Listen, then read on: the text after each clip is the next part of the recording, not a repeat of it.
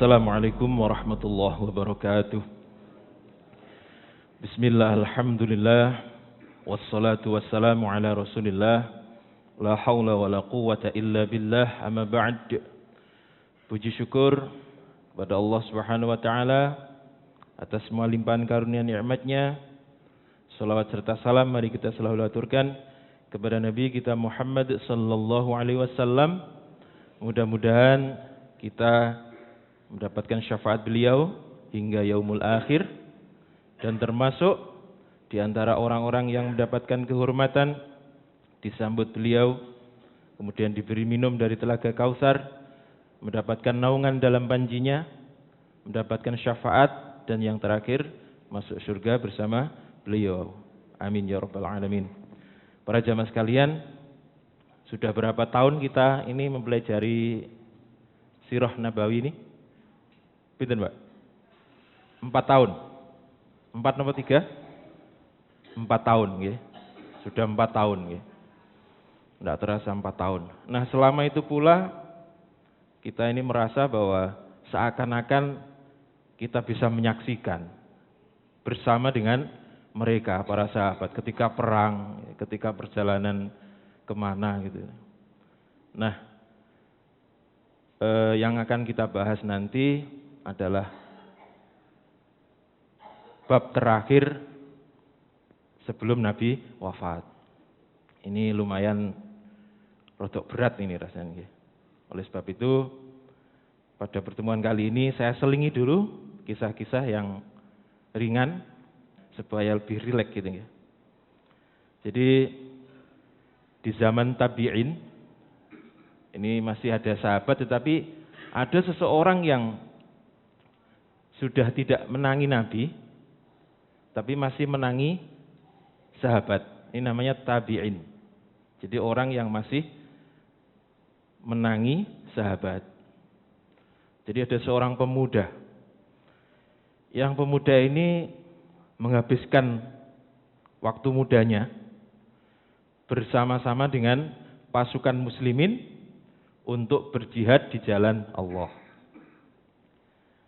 Namanya adalah Farukh. Tidak ada binnya. Nah, ini berarti orang tuanya tidak begitu dikenal. Padahal keturunan itu bagi orang Arab adalah salah satu daripada kewibawaan mereka. Namanya Farukh saja, tidak ada bin siapa, tidak ada. Sebab memang dia adalah seorang budak asalnya. Budak tidak diketahui orang tuanya. Nah, Farukh ini bersama dengan para pasukan muslimin untuk jihad di jalan Allah.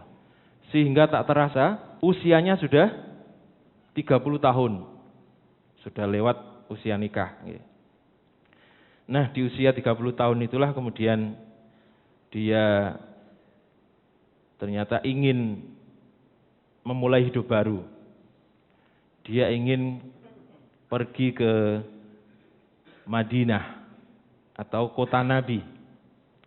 Kemudian pengen nikah dengan seorang gadis.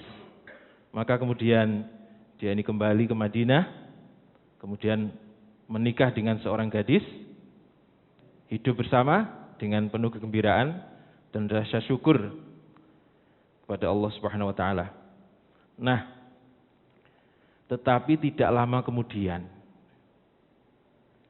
dia setiap mendengar berita ada kemajuan di pasukan muslimin yang sedang berjihad di medan perang, hatinya ini bergolak. Jadi jiwanya sudah jiwa jihad. Setiap mendengar ada berita dari luar negeri kalau sekarang ya, itu hatinya kembali ingin terjun di medan perang. Maka suatu saat di hari Jumat, seorang khatib di Masjid Nabawi mengatakan bahwa ada kabar gembira, ada kemenangan di medan perang bagi tentara-tentara kaum muslimin. Dan juga memberikan motivasi kepada yang hadir bagaimana keutamaan jihad itu. Nah, mendengar ada jihad, ada panggilan jihad ini, jiwa jihadnya ini kembali bergolak. Dan ia kemudian bertekad untuk terjun ke medan jihad lagi. Maka pulanglah Farukh ini ke rumahnya. Kemudian dia menceritakan tentang tekadnya itu kepada istrinya. Lalu istrinya pun bertanya. Jadi Farukh ini bukan orang Madinah. Dia tidak punya sanak famili di Madinah. Kalau itu yang kau mau, wahai suamiku, kepada siapa saya ini dan janin yang saya kandung ini, ternyata sudah mengandung. Kepada siapa saya dan janin yang ada di kandunganku ini nanti akan engkau titipkan. Sementara engkau tidak punya sanak famili di kota ini. Lalu Farukh ini mengatakan, aku titipkan engkau kepada Allah dan Rasul-Nya. Dan aku mempunyai tabungan hasil dari pembagian ghanimah atau harta perang itu ya. Tabunganku ada 30.000 dinar. Kalau dikuruskan sekarang itu 1 dinar 4 gram, Pak. 1 dinar 4 gram. Berarti 1 dinarnya sekitar 2 juta. Nah, kalau dikali 30.000 ya 60 miliar. Lumayan ya. Jadi aku titipkan engkau kepada Allah dan Rasul-Nya, dan aku juga mempunyai tabungan sebanyak 60 miliar. Gunakan uang ini untuk keperluanmu dan keperluan bayi kita nanti. Itu pesan yang disampaikan oleh Farukh ini kepada istrinya. Kemudian ia pun pamit untuk mengejar cita-citanya, yaitu syahid di medan perang. Sekarang pun ya, kalau di Palestina itu sudah menjadi segojangan. Ya. Anak-anak kecil itu kalau ditanya cita-citanya bukan jadi dokter atau apa, nggak ada mungkin. Tetapi ketika ditanya mereka hampir serempak menjawab syahid di jalan Allah. Luar biasa. Nah, para jamaah sekalian, beberapa bulan kemudian istrinya melahirkan seorang bayi laki-laki yang cukup tampan. Sang ibu kemudian menyambutnya dengan penuh kebahagiaan, dan kebahagiaan ini pun nantinya akan mengalihkan perhatian daripada istri ini kepada suaminya yang sudah pergi itu, sehingga rodok lupa dengan lahirnya seorang putra ini. Kemudian bayi laki-laki ini diberi nama Rabi'ah bin Farukh. Menginjak usia anak-anak, kemudian oleh sang ibu, Rabi'ah ini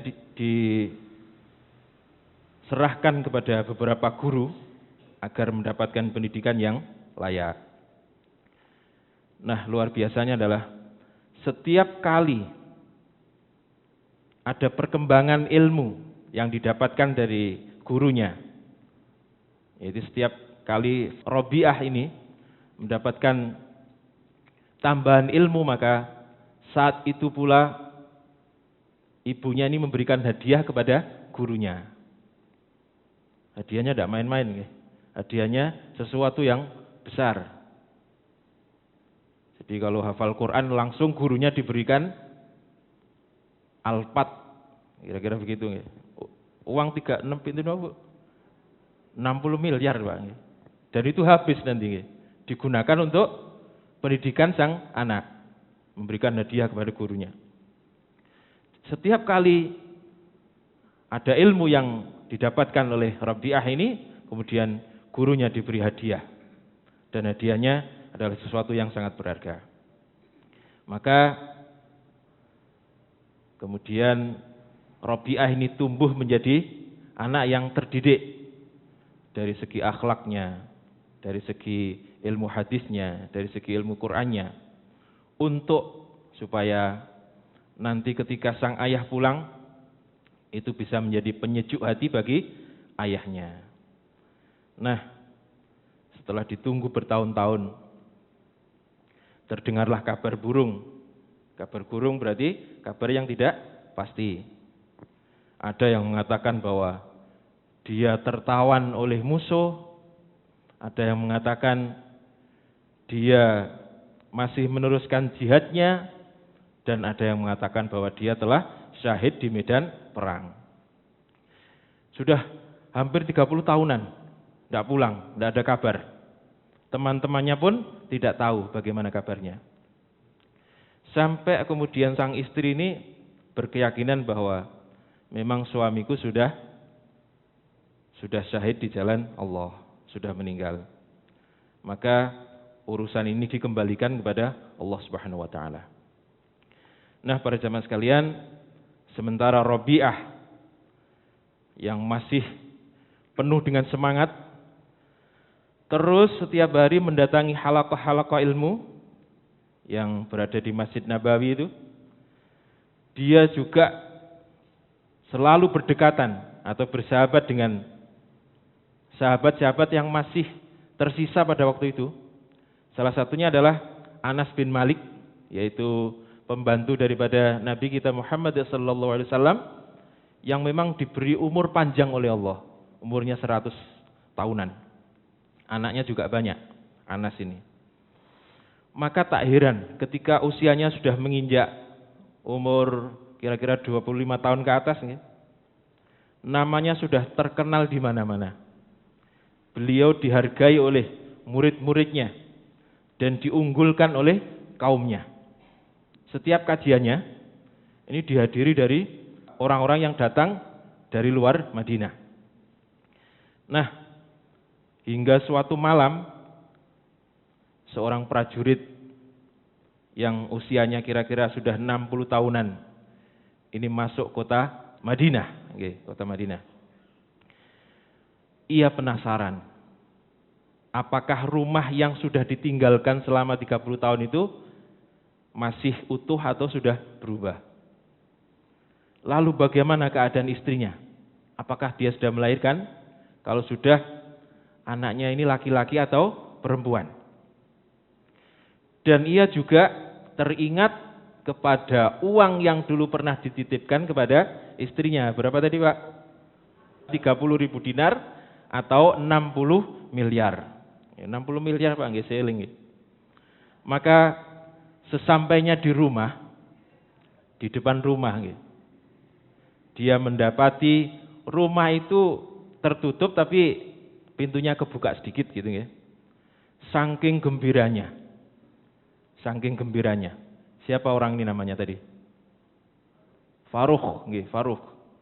Saking gembiranya Farukh ini lupa tidak minta izin kepada orang yang di dalam. Langsung nyelonong masuk.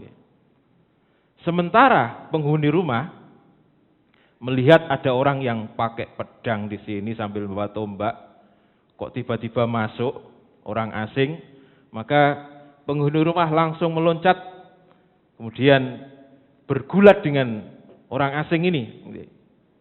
Bergulat, saling serang. Kata penghuni rumah ini, berarti siapa penghuni rumah? Anaknya, sinten wau nama ini? Rabi'ah. Rabi'ah ini laki-laki, bukan wanita. Kata Rabi'ah, wahai musuh Allah, berani sekali engkau memasuki rumahku tanpa seizinku. Engkau telah menodai kehormatanku di malam hari ini. Nah, kemudian keduanya sekali lagi bergulat, saling tendang, saling serang. Sementara orang yang lalu lalang ini, biasa kalau ada keramaian kemudian orang yang jalan itu pasti berhenti dan melihat apa yang terjadi. Maka karena yang dikenal adalah tetangganya itu, yaitu Rabi'ah, maka orang-orang ini sudah bersiap-siap untuk ngeroyok sinten wau? Farukh. Karena bergulat dengan tetangganya, dan pasti yang benar adalah tetangganya itu. Sebab mereka sudah mengenal baik, yaitu Rabi'ah tadi. Namun karena faktor usia, prajurit yang sudah tua ini kemudian berhasil dicengkeram, atau dalam bahasa kita dipeting oleh penghuni rumah, yaitu Rabi'ah. sambil mengatakan, wahai musuh Allah, demi Allah, aku tidak akan melepaskanmu kecuali di depan hakim. Nah, ngoten nggih. Kemudian orang asing ini berkata, aku bukan musuh Allah dan aku bukan penjahat. Ini yang saya masuki ini adalah rumahku, rumah yang aku beli dengan uangku. Kemudian sambil menoleh pada orang-orang yang hadir, Farukh ini mengatakan, wahai saudara-saudaraku, dengarkanlah aku. Ini adalah rumahku, rumah yang aku beli dengan uangku. Dan aku ini adalah Farukh. Tidakkah ada satu saja orang yang kenal denganku? Aku ini adalah Farukh yang 30 tahun sebelumnya saya pergi untuk berjihad. Nah, mendengar ada keributan di bawah. Jadi rumahnya orang Madinah itu dari dulu sudah tingkat, Bang. Tapi pakai pohon kurma itu, belabaknya itu. Jerambah kalau sekarang ya. Nah, mendengar ada keributan, kemudian sang ibu ini melongok ke bawah. Begitu melihat yang datang adalah suaminya, kemudian sang ibu ini berteriak-teriak, wahai putraku, lepaskan dia. Lepaskan dia. Dia adalah ayahmu.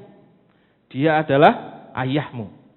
Dan kalian saudara-saudaraku yang hadir di sini, silahkan tinggalkan kami. Semoga Allah memberkahi kalian.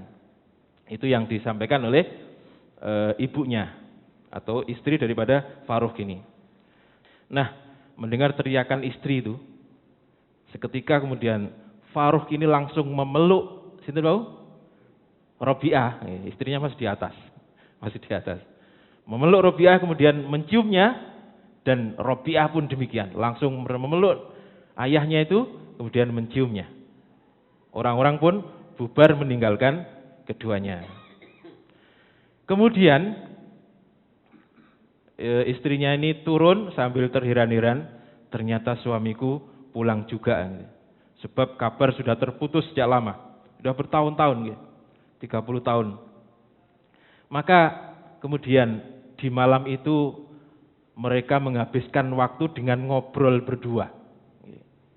Ngobrol berdua, saling bercerita bagaimana perjalanan hidup di medan perang itu. Sementara istrinya juga bercerita bagaimana sinten wau Robiah ini lahir dan bagaimana pendidikannya. Saling bercerita. Sampai tak terasa kemudian terdengar azan subuh, Bang. Jadi Farukh ini datang setelah Isya kira-kira jam 8 gitu ya. Kemudian saking gembiranya ngobrol sama istri, sudah 30 tahun nggak ketemu, sampai waktu subuh, azan subuh itu. Nah, para jemaah sekalian, waktu ngobrol-ngobrol tadi, istrinya ini kepikiran, bagaimana kalau suami saya nanti tiba-tiba bertanya tentang uang yang dulu pernah dititipkan. Bagaimana menjawabnya? Padahal uang itu sudah habis untuk pendidikan putranya. Maka tiba-tiba saja suaminya mengatakan, aku sekarang ini membawa uang 4.000 dinar. 4.000 dinar. Lalu ambillah uang yang dulu pernah aku titipkan, sehingga kita bisa mengumpulkan dan kita akan membeli tanah yang nantinya bisa menopang kehidupan kita. Kita bisa ngambil uang sewa dari tanah tersebut.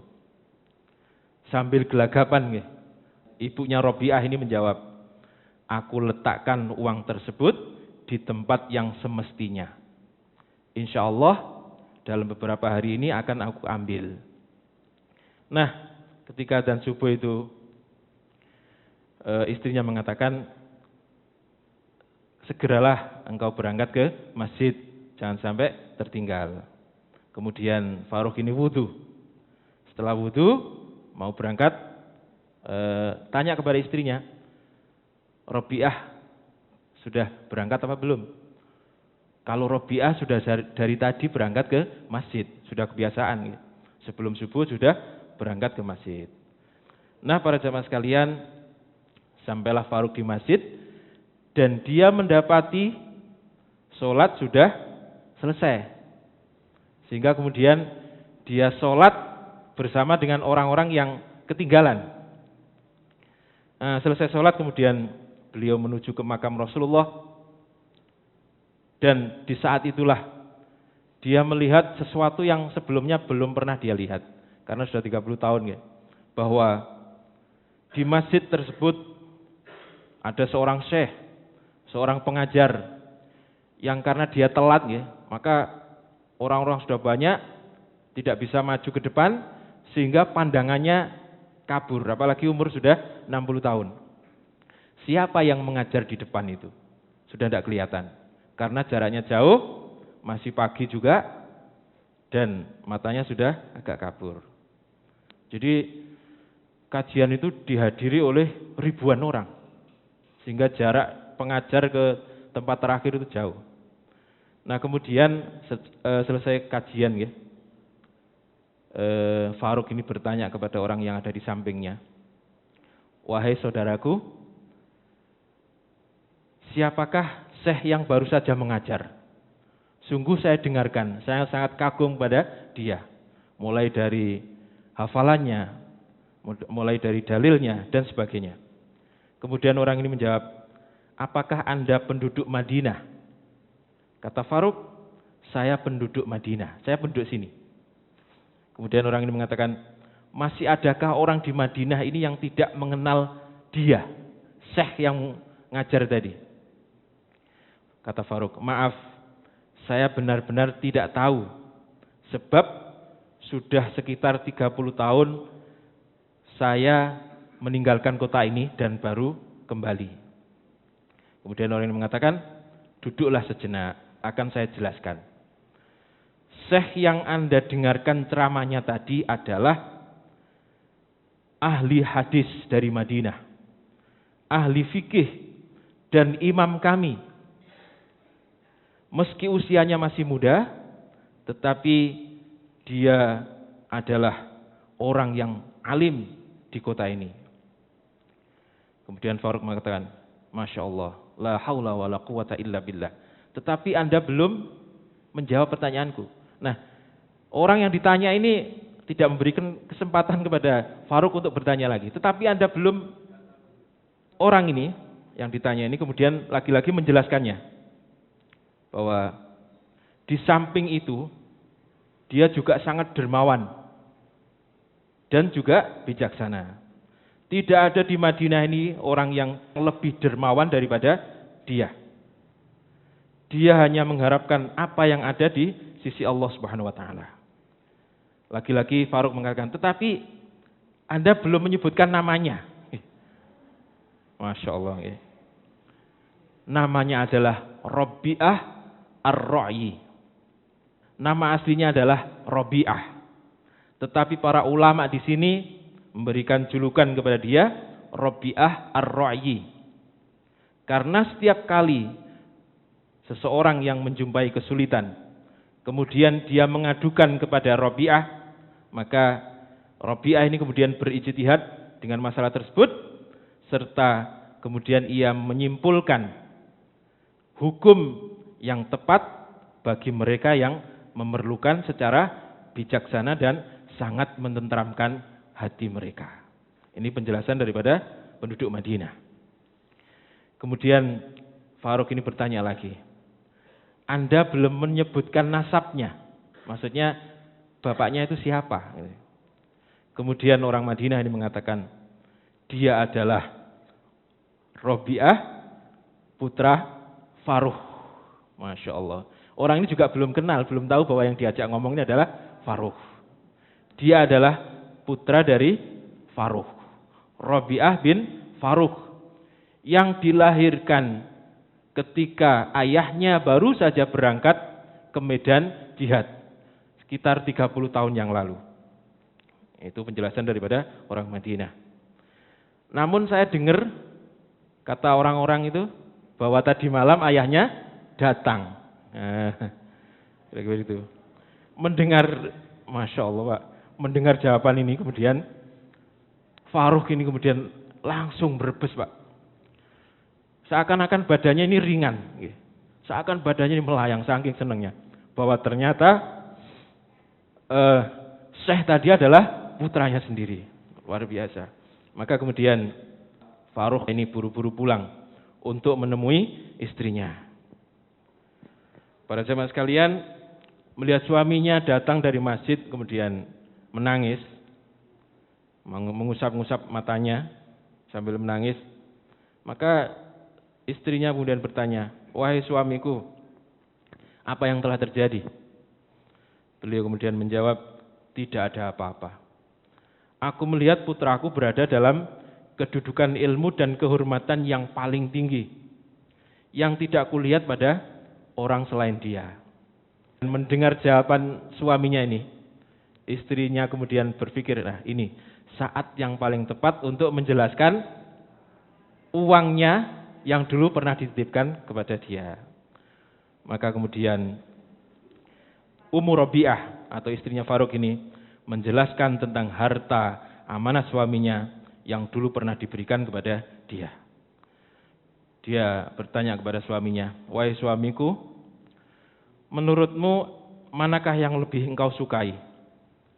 Uang 30.000 dinar atau ilmu dan kehormatan yang telah dicapai oleh putramu?" Kemudian Faruk ini menjawab, "Demi Allah, bahkan ini lebih aku sukai, bahkan ini lebih aku cintai daripada dunia dan seisinya." Jawaban yang mantap oleh Faruk. Kemudian ibunya Rabi'ah ini melanjutkan, "Ketahuilah wahai suamiku, aku telah menghabiskan semua hartamu yang telah engkau amanatkan kepadaku untuk membiayai putra kita, untuk membiayai pendidikan putra kita. Ridhokah engkau dengan apa yang aku lakukan?" Maka Faruk mengatakan, "Iya, saya ridho. Semoga Allah membalas jasamu atas apa yang engkau lakukan dan juga kepada kaum muslimin dengan kebaikan yang lebih baik." Masya Allah, luar biasa. Jadi apa yang bisa diambil dari kisah ini? Atau pelajaran yang bisa diambil dari kisah ini? Maka pelajarannya adalah, ini terutama bagi kita yang masih mempunyai anak usia sekolah, Bang. Kita yang masih punya anak usia sekolah. Kalau ingin putra-putrinya mendapatkan ilmu yang bermanfaat, akhlak yang baik, maka hargailah guru-guru mereka. Hargai guru-guru mereka. Minimal. Kalau ada masalah dengan putranya, tidak langsung menyalahkan gurunya. Apalagi kemudian melaporkan gurunya kepada polisi. Ini repot nih. Pasti orang yang demikian ini anaknya nanti tidak akan menjadi apa-apa. Walaupun misalnya gurunya salah, tapi kan bisa diomongkan baik-baik. Jangan sampai langsung lapor ke polisi. Nah, kalau bisa, berilah hadiah-hadiah yang menyenangkan bagi guru-guru anak-anak kita, supaya keridhoannya itu semakin bertambah. Di samping keridhaan gurunya, maka Allah juga nanti pasti akan ridho kepada anak kita. Dan itulah yang nanti akan menyebabkan anak kita mendapatkan ilmu yang bermanfaat dan akhlak yang baik. Kalau gurunya saja tidak ridho karena pernah dilaporkan polisi, bagaimana dengan Allah? Maka anaknya ini nantinya, walaupun anaknya cerdas, pinter, pasti nanti akan berbahaya. Akhlaknya biasanya tidak baik. Ada yang kenal ini, Gus Mus, pernah dengar Gus Mus? Kiai Haji sinten? Mustafa Bisri. Kiai Haji Mustafa Bisri itu punya kakak namanya Khalil Bisri. Berarti bapaknya namanya Bisri. Nah, bapaknya ini namanya Bisri Mustafa. Bisri Mustafa ini dulu punya bapak lagi, berarti kakeknya Mbah Mus. Kakeknya Mbah Mustafa Bisri ini. Itu orang biasa, Pak. Dia pekerjaannya napa niku? Narik delman niku ya. di pasar nggih. Kusir nggih, kusir. Nah, Pak Mustofa ini yang nantinya mempunyai anak yang namanya Bisri Mustafa, kemudian punya anak. Jadi nama bapak sampai sekarang anaknya Gus Mus itu juga namanya Bisri Mustafa, bolak-balik namanya. Nggih, bolak-balik. Nah, orang yang bernama Mustafa ini kemudian datang untuk memondokkan putranya yang bernama Bisri tadi, yaitu abahnya Gus Mus. Ketika memondokkan anaknya itu kemudian mengatakan, "Yai, saya titip anak saya. Memang saya bisa ngeramut raganya, saya bisa memberi makan, tapi saya tidak bisa ngeramut dalamnya, jiwanya. Maka saya titipkan kepada panjenengan. Nah, saya ini pekerjaan saya kusir.